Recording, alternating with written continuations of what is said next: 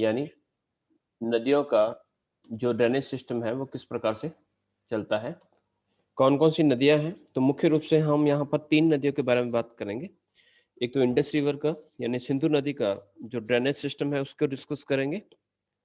उसके बाद हम गंगा और गंगा के साथ साथ हम ब्रह्मपुत्र, इन 3 नदियों को हम यहाँ पर डिस्कस करने वाले हैं। चलते हैं, स्टार्ट करते हैं। अब ड्रेनेज सिस्टम क्या होता है ये समझना काफी महत्वपूर्ण होता है कि ड्रेनेज क्या होता है। ड्रेनेज का अर्थ ये होता है कि नदी जहां से स्टार्ट होती है, स्टार्ट होने के बाद वो जो नदी है वह एक पर्टिकुलर कुछ अपनी सहायक नदियों या जो ट्रिब्यूटरी है उसके सारे एक पैटर्न तैयार करती है। जैसे कि अगर हम यहाँ पर देखेंगे तो यहाँ पर हम एंटीसीडेंट ड्रेनेज को देखेंगे, इनसिक्वेंट देखेंगे, कॉन्सिक्वेंट ड्रेनेज देखेंगे। यहाँ पर मुख्य रूप से मैं आपको दो ही अच्छी तरीके से समझाऊंगा। बाकी का जो सिस्टम है यहाँ पर प्रकार दो दो चीजें देखने को मिलती है कि ड्रेनेज का टाइप क्या है। टाइप का ये अर्थ हो गया कि वो नदी जो बह रही है वो किस प्रकार से बह रही है, कैसे बह रही है, कि यानी वो ढाल के सहारे बह रही है या फिर उनके बहने के पीछे नदी जो उसका जो बेस है उसका ऊपर उठना या वापस नीचे धंसना इसके कारण बह रही है, या पीछे से जो फ्लो आ रहा है उस प्रकार से बह रही है। तो इस पर यहाँ पर हम दो चीजों को डिस्कस करने वाले हैं। यानी कुछ ऐसी नदियां होगी जो पूर्ववर्ती को कहा जाता है एंटीसीडेंट ड्रेनेज सिस्टम। एंटीसीडेंट का अर्थ होता है कि मोस्ट ऑफ जो रिवर्स है हमारी भारत की वो हिमालयन से निकलती है, ऐसा हमें लगता है, लेकिन ऐसा नहीं है। कुछ ऐसी रिवर्स है जो हिमालय के बनने से पहले भी भारत में बहती थी, क्योंकि हिमालय जो है वह भारत का एक नवीनतम भाग है, काफी पुराना नहीं है। तो कुछ रिवर्स जो थी वो हिमालय से पहले, मान लीजिए देखिएगा, हम इसको यहाँ पर थोड़ा सा समझ लेते हैं कि कोई रिवर बह रही है। जैसे कि हमने कहा कि कोई रिवर है जो यहाँ से इस प्रकार से फ्लो हो रही है। अब ये बह रही है, जैसे कि ये इंडस रिवर है। अब इंडस रिवर जो है ये इंडिया की बाउंड्री है और इंडिया की बाउंड्री से यहाँ पर इंडिया के अंदर बह रही। सडनली क्या होता है कि एक मूवमेंट होती है, मूवमेंट से क्या होता है यहाँ पर बीच में एक माउंटेन क्रिएट हो जाता है। अब जब ये माउंटेन क्रिएट हुआ तो माउंटेन ने क्या किया कि इसका जो रास्ता है उसको ब्लॉक कर दिया। देखिएगा यह नदी ब्लॉक हो गई। तो ये नदी क्या करेगी, इसका जो वाटर होगा या फिर तो इस हिस्से को पार करेगा, यानी इस पहाड़ के ऊपर जाएगा और वापस इसको काटेगा। काटने का मतलब आज जैसे कि हमने अपर्दन का जो कॉन्सेप्ट पढ़ा था उसके अंदर हमने पढ़ा है कि जितने भी जो रिवर्स होती है वो अपने बेस को प्राप्त करती है। उसका बेस क्या है, बेस ये है, यानी इस बेस तक आने के लिए यहाँ पर इरोजन करेगी। और इरोजन क्यों करेगी, यानी बीच में ये जो बैरियर है इस रुकावट को दूर करेगी। तो यहाँ पर जो मैंने येलोइश जो बनाया है ये हिमालयन है। तो इंडस रिवर पहले से बहती थी, लेकिन बीच में हिमालय का ओरिजिन हुआ और ये रिवर का जो बेस है वो काफी ऊंचा चला गया। तो धीरे धीरे इसने यहाँ पर इरोजन किया। और जैसा कि हमने कहा था कि जो इरोजन का जो वर्क रहता है माउंटेन्स के ऊपर काफी वर्टिकल रहता है, तो यहाँ पर ये नदी बड़ी बड़ी घाटियों को बनाएगी, गॉर्ज बनाएगी, कैनियंस बनाएगी और अपने बेस जब तक काटेगी इस पहाड़ को, जब तक ये वापस पुराने वाले अपने बेस तक नहीं पहुंच जाती।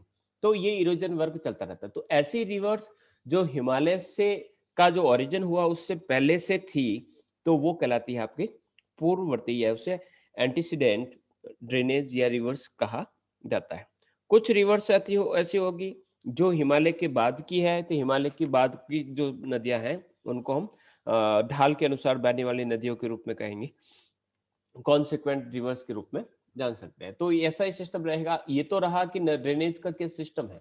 इसके अलावा कुछ पैटर्न्स यहाँ पर देखने को मिलेंगे। पैटर्न्स का अर्थ यह होता है कि कोई रिवर्स है, उन्होंने यहाँ पर जैसे कि दो रिवर्स यहाँ पर बह रही है और बीच में यहाँ पर बीच बीच में उसकी जो ट्रिब्यूटरीज है वो यहाँ पर ऐड होगी। तो इस प्रकार का जो सिस्टम जो पैटर्न है, इस पैटर्न को हम कहेंगे कि ये जो पैटर्न है ये रेक्टेंगुलर पैटर्न है, यानी इसे आयताकार प्रतिरूप कहेंगे। यानी नदियां इस प्रकार से नजर आ रही है जैसे कोई आयत बना हुआ, यह आयत के रूप से देखने को मिलता है। इसी प्रकार से ये काफी ज्यादा इस प्रकार से हो गया कि बहुत सारे ट्रिब्यूटरीज और इस प्रकार की रिवर्स, मैन रिवर्स और उसकी जो सहायक जो नदियां हैं वो इस प्रकार से पैटर्न बनाने।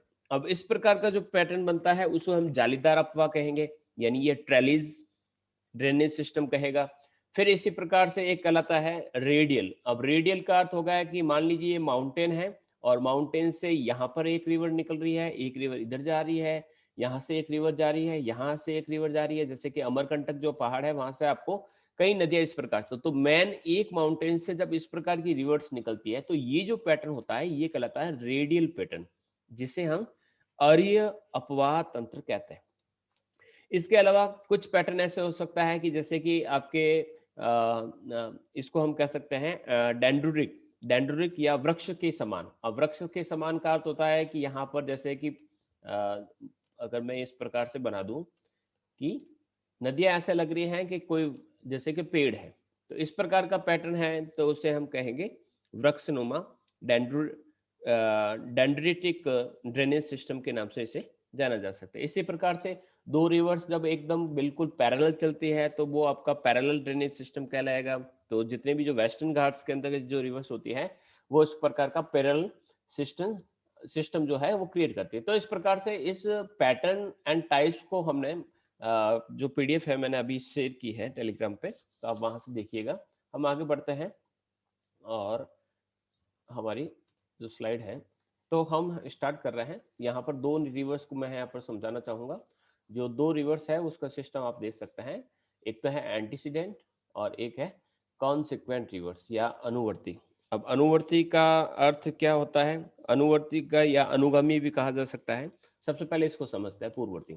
जब किसी क्षेत्र में नदी उत्थान से पूर्व, उत्थान नदी जो है इसको अलग पढ़िएगा, जब नदी उत्थान से पूर्व, नदी यानी सिंधु नदी उत्थान से पूर्व यानी हिमालय का जो अपलिफ्टमेंट हुआ, ऊपर उठा, उससे पूर्व ढाल के अनुसार अपनी मूल दिशा में बहती रहती थी, तो उसे पूर्ववर्ती कहते हैं। यानी बीच में कोई रुकावट हो, मतलब उसका ओरिजिन जो है उस माउंटेन तक न होकर उस माउंटेन से भी पीछे, क्योंकि इंडस जो है वो ट्रांस हिमालयन रीजन से आती है।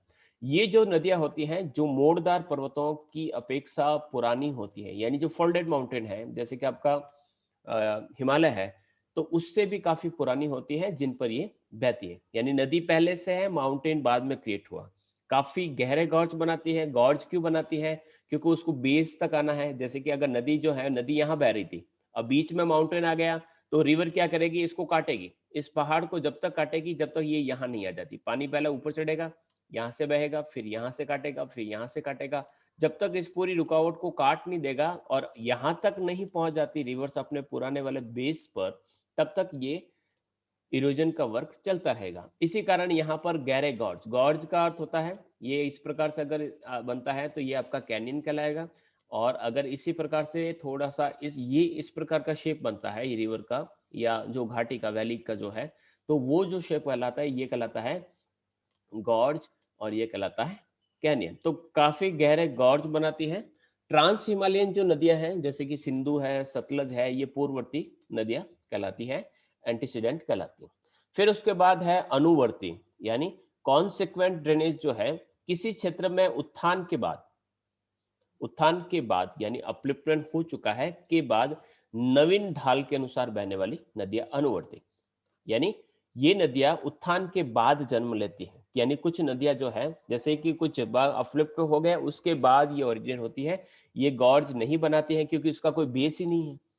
उसका जो ओरिजिन है वो यहीं से, जैसे कि इसी पहाड़ के संदर्भ में देखें तो ये हिमालय से यहाँ से उत्पन्न होती है, तो ये इसको काटेगी नहीं क्योंकि उसका जो पैटर्न ये यहीं से स्टार्ट होती है, ये यहीं से स्टार्ट होती है, इसलिए ये सीधी सीधी ढाल के अनुसार बहेगी। लेकिन जो पीछे से आती है पहाड़ से वो काटेगी। जैसे कि अपने पानी बह रहा है, जैसे कि मान लीजिए, और पानी बह रहा है, बीच में हमने एक दीवार बना दी, तो जो पानी होगा वो क्या करेगा?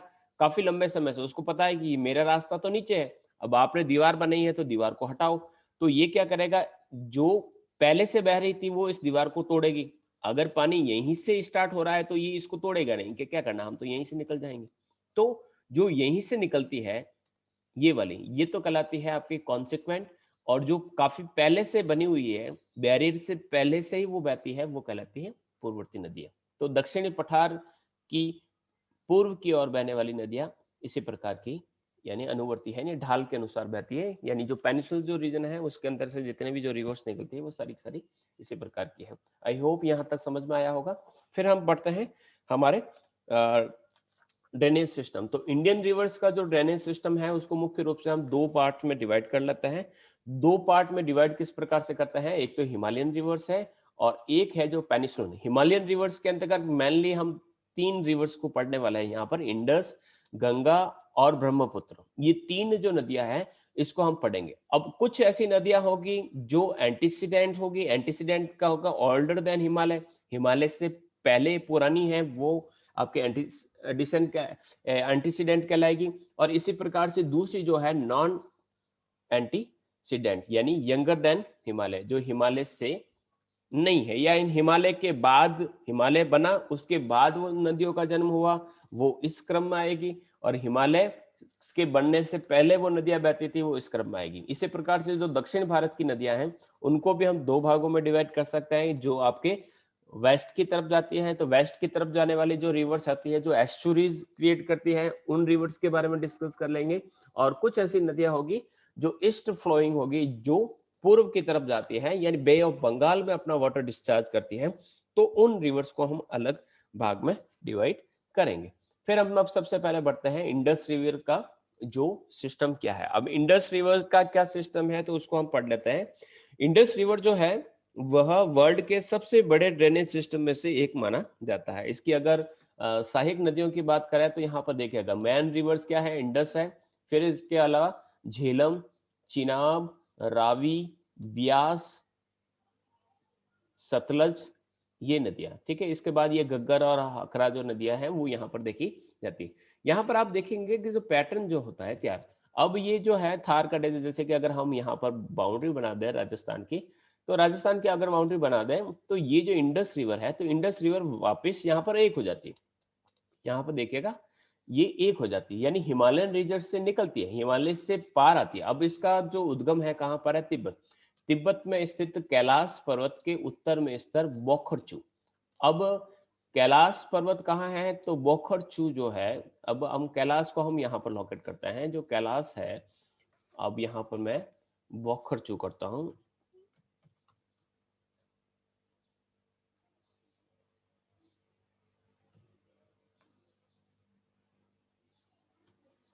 बोखरचू शायद आ जाए, नहीं आ रहा है। हम कैलाश को लोकेट करते हैं, कैलाश पर्वत, ठीक है। अब जो कैलाश पर्वत है वहां से ये आपके तिब्बत के अंतर्गत है, और तिब्बत का ये जो रीजन है कैलाश पर्वत, अब ये माउंट कैलाश है। और माउंट कैलाश से इसका ओरिजिन यानी इंडस रिवर का जो ओरिजिन है वह इसके उत्तर में, कैलाश पर्वत के उत्तर में यहीं कर पर बोखरचू को भी मैं बताऊंगा आपको। अगर आपके पास एटलस है तो एटलस से जरूर देखिएगा। तो यहाँ पर बोखरचू जो स्थान है, जो ग्लेशियर्स है वहां से ये निकलता है, बोखरचू ग्लेशियर से निकलता है। तिब्बत में जो इंडस रिवर है उसको सिंगी खबान, सिंगी खबान कहते हैं। और सिंगी खबान का जो अर्थ होता है वह होता है शेर का मुख, यानी ऐसी रिवर जिसका मुख शेर के समान है तो वह सिंधु कहलाती है। फिर ये उत्तर पश्चिम की ओर बहती हुई, उत्तर पश्चिम की ओर बहती हुई। तो अब जिस प्रकार से अगर हम कहें कि ये उत्तर पश्चिम की ओर, यानी अगर सिंगी खबान जो नदी है जो बोखरचू से निकलती है, तो बोखरचू जो है जैसे कि हमने कहा कि ये कैलाश पर्वत और कैलाश पर्वत के बीच पास में यहाँ पर हमने बोखरचू, और बोखरचू से उत्तर पश्चिम, उत्तर पश्चिम यानी ये दिशा हो गई। अब इस दिशा में ये बहती हुई आगे बढ़ती है, और आगे किस प्रकार से बढ़ती है, लद्दाख व जास्कर श्रेणियों के बीच बहते हुए, ये हम पहले से डिस्कस कर चुके हैं। ये भारत में प्रवेश करती है, भारत में प्रवेश करती है, और लद्दाख और जास्कर, लद्दाख और जास्कर के बीच में यहाँ पर अगर कहें तो जास्कर नीचे है और लद्दाख थोड़ा सा ऊपर है। तो इन दोनों के बीच में बहती हुई गिलगित के पास एक गॉर्ज महाखड्ड यानी गॉर्ज बनाती है। गॉर्ज का अर्थ होता है ये इस प्रकार का भाग। तो गॉर्ज का निर्माण करती है जिसे इंडस गॉर्ज या सिंधु गॉर्ज के नाम से जाना जाता है। फिर उसके बाद ये इंडस रिवर जम्मू कश्मीर के अंतर्गत केवल लेह जो डिस्ट्रिक्ट है उसमें से गुजरती है, यानी भारत के अंतर्गत ये केवल लेह डिस्ट्रिक्ट से अंदर गुजरती है। और कुल अगर लेंथ की बात करें तो जो इसकी लेंथ है वो 2880 किलोमीटर है, 2880 किलोमीटर, यानी ओरिजिन से लेकर लास्ट जो इसका जो माउथ है वहां तक उसकी टोटल जो लेंथ है वो 2880 किलोमीटर लंबी है। केवल भारत की बात करें तो 1114 किलोमीटर की लंबाई में या लगभग 1200 के आसपास। ये वेरिएशन काफी देखने को मिलेगा आपको, अलग अलग किताबों में अलग अलग वेरिएशन देखने को मिलेगा। तो लगभग 1100-1200 किलोमीटर की लंबाई में, क्योंकि यहाँ पर डाउट क्या है कि जो पीओके वाला जो रीजन है उसको किस प्रकार से माना जाए। तो सिंधु नदी एक पूर्ववर्ती नदी है। पूर्व नदी का अर्थ होता है कि ये एंटीसीडेंट है, यानी हिमालय से पहले से ही ये बहती है। 3 देशों में बहने के साथ, 3 देश कौन कौन से है, इसे अंतरराष्ट्रीय नदी कहा जाता है, यानी तिब्बत है, भारत है और पाकिस्तान है। तीनों नदियों के तीनों के अंतर्गत, यानी ये आपके तिब्बत से निकलती है, तिब्बत के बाद भारत में प्रवेश करती है, फिर पाकिस्तान के अंतर्गत बहती है। तो ये इस प्रकार से इसका सिस्टम। अब इसका जो ड्रेनेज सिस्टम है उसकी जो ये सहायक नदियां, जैसे कि इंडस तो मैन रिवर है, झेलम जो है इसकी सहायक है, चिनाब है, रावी है, ब्यास है और सतलज है। यहाँ पर आपने देखा होगा, इससे पहले मैंने बीच के, इनके दोनों के बीच के जो रीजन होता है जिसे दो आब कहा जाता है, जैसे कि यहाँ पर देखिएगा चिनाब और झेलम के बीच का ये जो क्षेत्र है इसे चाज चाज कहा जाता है। फिर इस प्रकार से जो रावी और सतलज के बीच, यानी व्यास और सतलज के बीच का जो ये भाग है इसे बिस्त कहा जाता है। ठीक है, ये रावी और चिनाब के बीच का जो है इसे रचना कहा जाता है। ये दो आप वाला जो कॉन्सेप्ट था उसके अंतर्गत मैंने इसको अच्छी तरीके से क्लियर किया था। आई होप वहां पर आप वापस इसे कैच करेंगे। फिर लास्ट जो है फाइनली देखिएगा, ये अरेबियन सी रिवर, यानी कराची के पास ये अरेबियन सी के अंतर्गत बढ़ती है। आगे बढ़ते हैं तो ये कुछ इंडस रिवर का यहाँ पर ड्रेनेज पैटर्न आपको देखने को मिलेगा। तो राकस ताल, ये देखिएगा यहाँ पर कैलाश पर्वत, और कैलाश पर्वत के पास में यहाँ पर राकस ताल। ठीक है, तो ये है कैलाश पर्वत। अब इस कैलाश पर्वत के यहाँ से ये स्टार्ट होती है, भारत के अंतर्गत लेह जिले के अंतर्गत प्रवेश करती है, और इस प्रकार से बहती हुई सीधी इंडस रिवर जो है वह यहाँ पर भारत में बहती हुई ये पाकिस्तान के अंदर, यानी ये आपके तिब्बत का जो क्षेत्र है, तिब्बत से स्टार्ट हुई, आपके इंडिया में प्रवेश किया, फिर यहाँ पर पाकिस्तान के अंदर पहुंच गई। मेन इसकी जो सहायक नदियां हैं ये आपके सिंधु, झेलम, चिनाब, रावी और व्यास। व्यास इस सिस्टम की एकमात्र नदी है जो, देखिएगा ये जो व्यास नदी है, यहाँ व्यास नदी आपको देखा, हरिके बैराज में आपके सतलज और व्यास नदी जो है वो यहीं पर भारत में ही खत्म हो जाती है, भारत में ही खत्म हो जाती है। भारत में ही खत्म होने वाली एकमात्र नदी है। बाकी सारी नदियां जैसे सतलज है वो भी पाकिस्तान में जा रही है, रावी भी पाकिस्तान में जा रही है, चेनाब, झेलम, सिंधु ये सारे के सारे पाकिस्तान के अंदर जाती है। और मिथनकोट जो स्थान है वहां पर ये दोनों आपके एक हो जाती है, यानी दोनों मिल जाती है। और उसके बाद जो है ये लास्ट फाइनली जो है अरब सागर के अंतर्गत अपना पानी डाल देती है। आगे बढ़ते हैं, यहाँ पर आपके व्यास और सतलज के बीच में यहाँ पर आपके हरिके बैराज बना हुआ है। हरिके बैराज से ही एक नहर निकाली गई है जिसे इंदिरा गांधी नहर कहता है। ये जो पोर्शन होता है यहाँ तक का, राजस्थान से पहले इसे राजस्थान फीडर कहा जाता है, उसके बाद का आपके मुख्य नदी, मुख्य जो नहर है इंदिरा गांधी जो कैनाल जो सिस्टम है यहाँ पर देखने को मिलता है।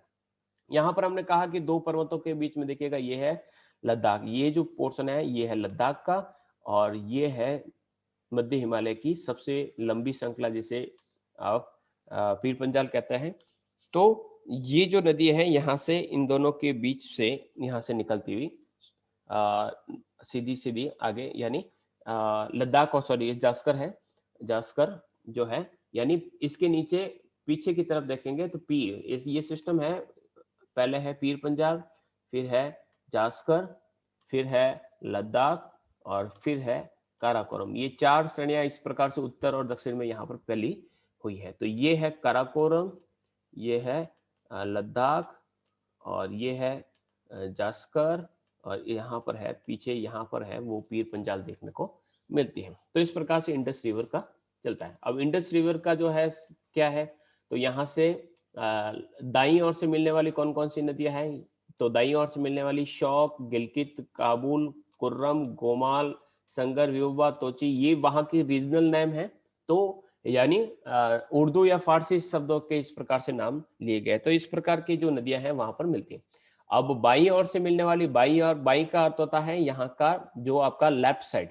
अब लेफ्ट साइड से मिलने वाली जो नदियां देखिएगा ये है आपके लेफ्ट साइड। अब मेन जो रिवर है ये रही, ये इंडस रिवर मेन है। अब इसमें यहां से अगर हम इसका माउथ इस तरफ देख लेते हैं, ये इसका माउथ है, तो इसके लेफ्ट हैंड साइड से मिलने वाली ये नदियां, ठीक है। और इधर से जो नदियां मिलती हैं उसको हमने यहाँ पर देखा है। तो ये नदियां जो शौक गिलगित है वो आपके इधर। भारत और पाकिस्तान के बीच 1960 में एक कॉन्ट्रैक्ट हुआ और उसके बिहाफ पे सिंधु और जो उसकी जो सहायक जो नदियां है उसमें झेलम और चिनाब के लगभग 20% जो वाटर है उसका यूज करेगा और सतलज और रावी के 80% का यूज करेगा। यानी ये कॉन्ट्रैक्ट हो रखा है कि इस नदियों के पानी का कब तक यूज, कितना पानी का यूज, यानी झेलम और चिनाब। अब झेलम और चिनाब की बात करें तो झेलम और चिनाब जो है ये रही, ठीक है। ये दोनों नदियां हैं, यहाँ से सीधा के सीधा पाकिस्तान के अंदर पहुंच गए। अब झेलम और चिनाब जो है उसका कितना है 20%। तो 20% क्यों है कि इसका जो यूज है यहाँ पर बेसिकली ज्यादा नहीं किया जा सकता। तो 20% वाटर का यूज यहाँ पर सिंधु जो समझौता हुआ है उसके तहत। और सतलज और रावी, अब सतलज और रावी को देखते हैं तो ये सतलज जो है उसका काफी जो पोर्शन है, रावी का जो वो पोर्शन है वो आपके हरियाणा से गुजरता है और सतलज का भी काफी पार्ट यहाँ से गुजरता है। इसलिए यहाँ इस दोनों नदियों के जो बीच का जो पानी है उसका 80% यूज जो करेगा वह इंडिया करेगा। इस प्रकार का कॉन्टेक्ट हो रखा है। इसके अलावा पाकिस्तान के मिथन कोट के पास जो सिंधु नदी है वह पंच नद का, पंच नदी यानी 5 कॉम्बिनेशन ऑफ 5 रिवर्स। तो पंच नदियों का जो पानी है वो प्राप्त करता है। यानी मिथन कोट के पास पांचों नदियां, देखिएगा पांचों नदियों का पानी यहाँ पर मिथन कोट के पास पहुंचता है। 5 नदियां कौन कौन सी हैं? तो सिंधु, झेलम, चिनाब, रावी और व्यास, या इसको व्यास तो अंदर रह जाती है, इसको सतलज कर लीजिए, ये जो सतलज है। तो 5 नदियों का पानी 1 2 3 4 एंड 5 रिवर्स का वाटर यहाँ पर देखने को मिलता है। फिर उसके बाद कराची के पास पूर्व में ये अरेबियन सी के अंतर्गत अपना वाटर को डिस्चार्ज करती है। सहायक जो नदियां हैं, तो सहायक नदियां कौन कौन सी है? तो सहायक नदियों के अंतर्गत सबसे पहली झेलम है, तो कश्मीर घाटी के दक्षिण पूर्व में भाग में बहती हुई पीर पंजाल के गिरिपद यानी माउंटेन का जो निचला हिस्सा होता है वहां पर बेरी नाग झील से निकलती है और अपने उत्तर पश्चिम में बहते हुए ये नदी श्रीनगर तथा वुलर झील में बहते हुए, ये वो नदी है जो वुलर झील से होते हुए सिंधु नदी के अंतर्गत जाती है, यानी पाकिस्तान के अंदर प्रवेश करती है। जम्मू कश्मीर में अनंतनाग और बारामूला तक इसका मंद ढाल है, यानी काफी धीरे चलती है। तो यहाँ पर इसमें नेविगेशन की जो सुविधा है वो यहाँ पर उपलब्ध होती है। इसके बाद पाकिस्तान के झंग के निकट ये चेनाब नदी के अंतर्गत मिलती है। तो ये सहायक जो नदियां हैं उसके बारे में थोड़ा थोड़ा सा वर्णन काफी स्पीड में मैं चला देता हूँ। चेनाब सिंधु नदी की सबसे बड़ी सहायक नदियां है, यानी इस सिस्टम की सबसे बड़ी जो नदी है वो चिनाब है। हिमाचल प्रदेश में स्थित बारालाचा जो दर्रा है, बारालाचा ला, इसमें ला शब्द और जुड़ लेता है, ला का अर्थ होता है दर्रा।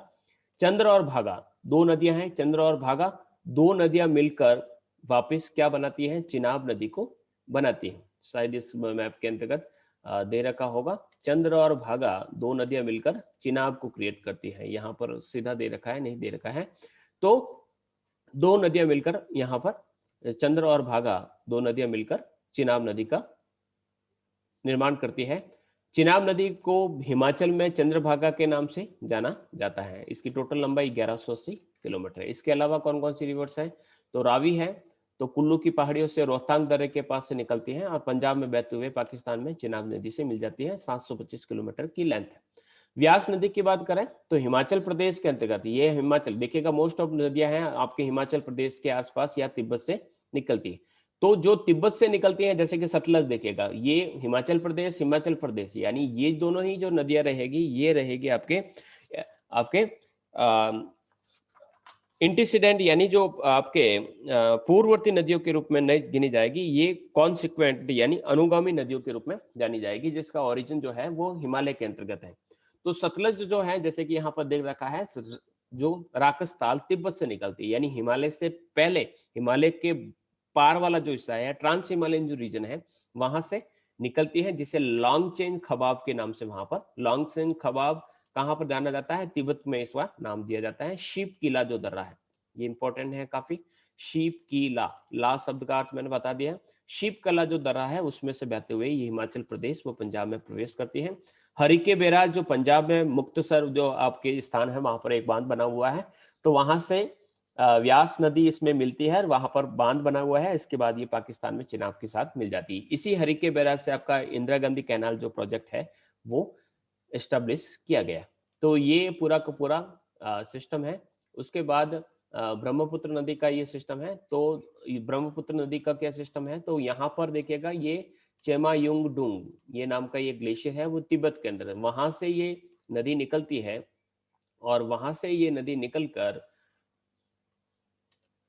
सीधा यहाँ से होती हुई ये देखिएगा ये तिब्बत में बहती है। सांगपो तिब्बत में इसका सांगपो नाम होता है और यहाँ पर दिहांग दर्रा है, ये दिहांग ले रखा है, दिहांग के अंदर ये प्रवेश करती है भारत के अंदर। यहाँ पर काफी बड़ा गॉर्ज बनाती है और दिहांग में बहते हुए यहाँ पर, तो सबसे पहले दिहांग, यहाँ पर इसका दिहांग नाम भी दिहांग हो जाता है। उसके बाद सबसे पहले यहाँ पर उसके जो लेफ्ट हैंड साइड से है वहां पर दिबांग नदी मिलती है, उसके बाद लोहित, ये दो नदियां यहाँ पर मिलती है। फिर उसके बाद ये वापस यहाँ पर मुड़ती है, मुड़ने के बाद इसमें लोहित और सुबनसिरी मिलती है। फिर आगे ये कपिली और विभिन्न नदियां मिलती हुई ये धीरे धीरे यहाँ पर पहुंच जाती। जैसे ही ये वेस्ट बंगाल में पहुंचते हैं, यहाँ पर ये वेस्ट बंगाल में पहुंच गई। अब वेस्ट बंगाल में पहुंचते ही इस रिवर का नाम क्या हो जाता है, जमुना हो जाता है। ये यहाँ पर जमुना नदी, अब जमुना नदी इस दिशा से आई है और गंगा नदी जो है वो इस दिशा से, गंगा और जमुना यहाँ पर मिलती है। और उसके बाद ये दोनों नदियां मिलकर क्या कहलाती है, मेघना कहलाती है। और मेघना के बाद ये जो सुंदरवन का जो डेल्टा है वहां पर आपके मैग्रोव वनस्पति पाई जाती है, तैरते हुए वहां पर बाघ मिलता है। इस रीजन में यहाँ पर ये पूरा पूरा अपना वाटर को डिस्चार्ज करती है। तो इस प्रकार का सिस्टम यहाँ पर पाया जाता है। आगे बढ़ते हैं और इसी सिस्टम को काफी डिटेल से पढ़ते हैं कि जो ब्रह्मपुत्र नदी है, वह ब्रह्मपुत्र नदी जो कैलाश पर्वत के श्रेणी में मानसरोवर झील के पास चेमायुंगडुंग ग्लेशियर जो है वहां से ओरिजिन होती है। लगभग 2900 किलोमीटर की लेंथ में बहते हुए, 2900 में से 916 किलोमीटर केवल भारत में है, बाकी का पूरा जो है यानी लगभग 2100 के आसपास का जो क्षेत्र है, किलोमीटर का जो क्षेत्र है, वो तिब्बत के अंतर्गत बहती है। तो ब्रह्मपुत्र नदी तिब्बत में पूर्व की तरफ ईस्ट की ओर फ्लो करते हुए नामचा बरवा पर्वत के पास एक महाखंड यानी गॉर्ज बनाती है, जिसे दिहांग गॉर्ज कहा जाता है। नामचा बरवा पर्वत हमने हिमालयन के अंतर्गत पढ़ा था कि हिमालयन जो विजन है वो नंगा पर्वत से लगाकर नामचा बरवा पर्वत तक फैला हुआ है। तो यहां से ये दिहांग जो गॉर्ज है वहां से अरुणाचल प्रदेश में प्रवेश करती है।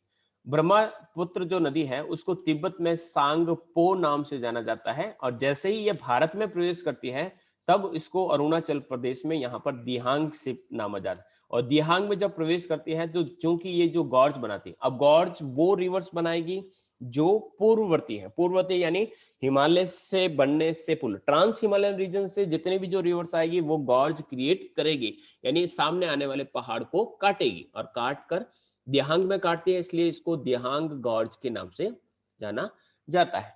अरुणाचल प्रदेश के बाद ये दाएं पर, इसके बाएं तट पर दिबांग और लोहित, बाएं तट का अर्थ होता है इसकी जो लेफ्ट हैंड साइड है, अगर इसके माउथ की तरफ यानी इंडिया की तरफ इसका मुंह रखें तो इसमें लेफ्ट हैंड साइड से यहाँ पर दिबांग और लोहित जो रिवर है इसमें मिलती है। दिबांग और लोहित जैसा कि अपने मैप में देखा होगा, देखिएगा ये रहा, ये दिबांग और लोहित, ये दो नदियां यहाँ पर मिलती है।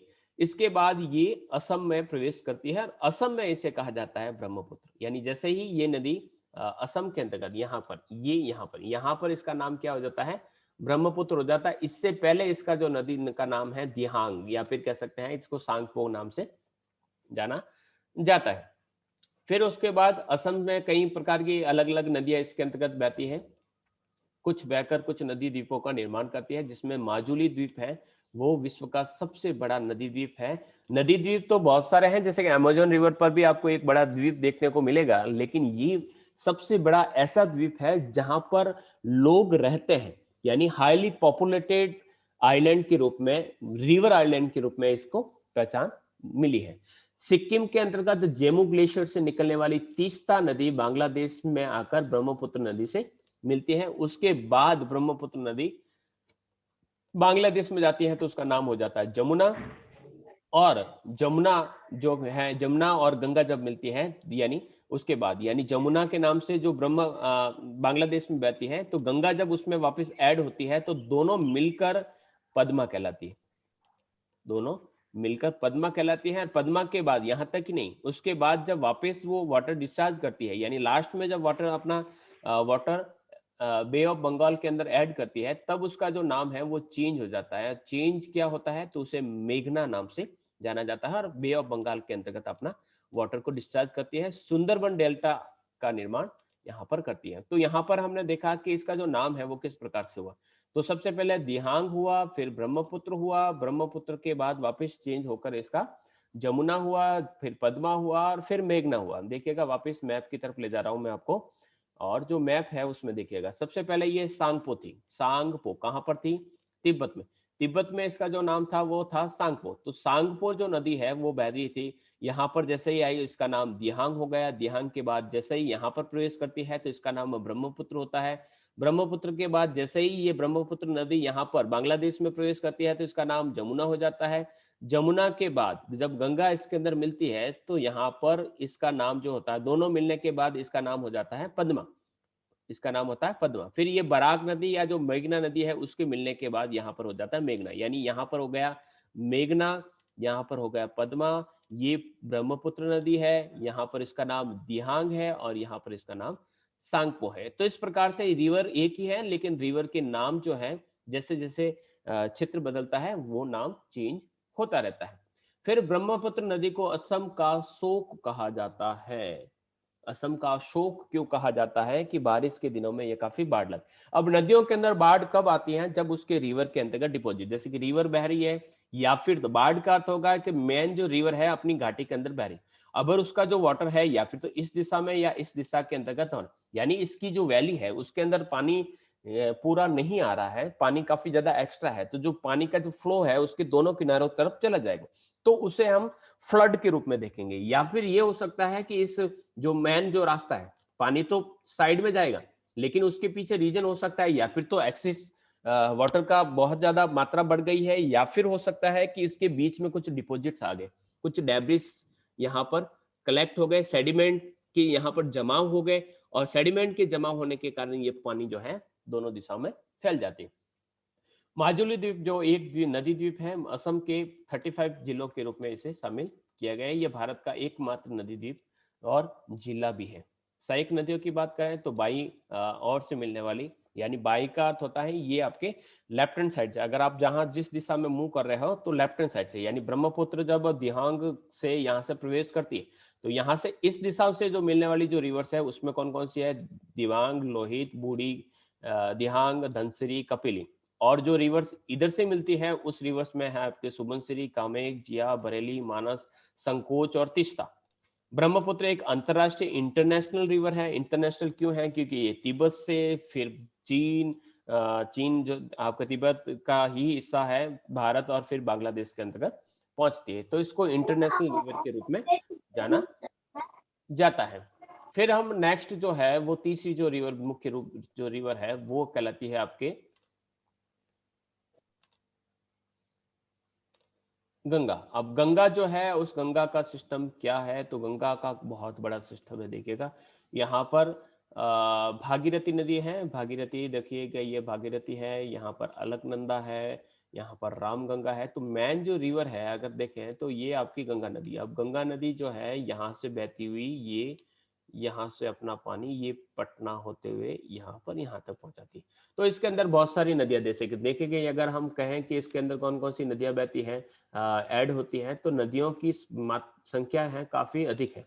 तो यहाँ पर देखिएगा यहाँ पर रामगंगा मिल रही है, फिर उसके बाद यहाँ पर गोमती नदी मिल रही है, गोमती के बाद यहाँ पर देखिएगा यह है शारदा नदी है। इसके अलावा चंबल जो यमुना, अब यमुना जो है यमुना की साइक, अब यमुना भी इसके अंदर ऐड होगी, कहाँ पर, यहाँ पर इलाहाबाद में जो संगम कहलाता है यहाँ पर।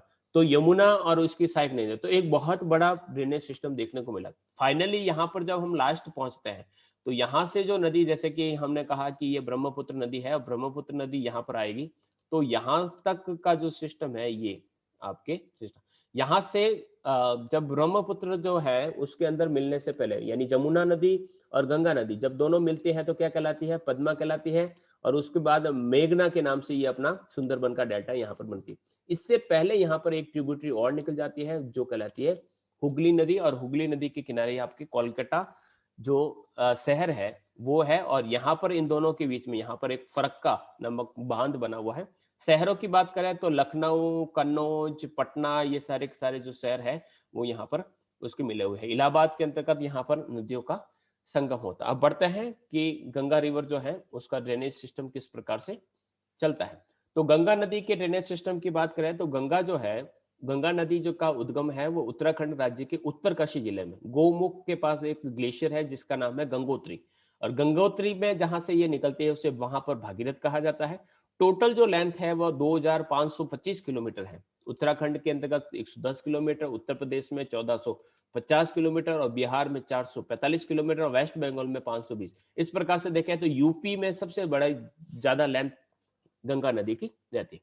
उत्तराखंड में देवप्रयाग में भागीरथी और अलकनंदा मिलती है, और उसके बाद ये गंगा कहलाती है। यानी अगर हम देखेंगे कि नदियों का संगम, यानी भागीरथी से देवप्रयाग में मिलने वाले से पहले अलकनंदा से कई सहायक मिलती है। जैसे कि कौन कौन सी नदियां, जैसे कि देवप्रयाग, यानी भारत भागीरथी और अलकनंदा मिलती है। रुद्रप्रयाग के अंतर्गत मंदाकिनी और अलकनंदा मिलती है। कर्णप्रयाग के अंतर्गत पिंडार और अलकनंदा। नंद प्रयाग में नंदाकिनी और अलकनंदा। इसके बाद विष्णु प्रयाग जो है वो आपके धौलीगंगा अलकनंदा। यानी ये दो नदियां जहां पर मिलती है तो वो जो स्थान होता है वो कहलाता है प्रयाग। जैसे कि प्रयाग जो है वह इलाहाबाद को कहा जाता है जहां पर दो या दो से अधिक रिवर्स कनेक्ट होती है। तो ये इसका एक मैप है। उसमें देखिएगा यहाँ पर ये यमुना नदी के थोड़ा सा अलग कर लीजिए, इसको अलग कर दीजिए। देखिएगा भागीरथ नदी निकल रही है, और भागीरथी और भिलंगना ये दोनों मिलती है। फिर ये भागीरथी नदी कहाँ आ गई, यहाँ पर अलकनंदा।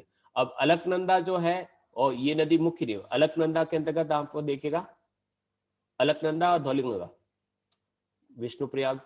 इसके अलावा अलकनंदा की नदी के अंतर्गत ये नंदाकिनी बढ़ी तो नंदप्रयाग।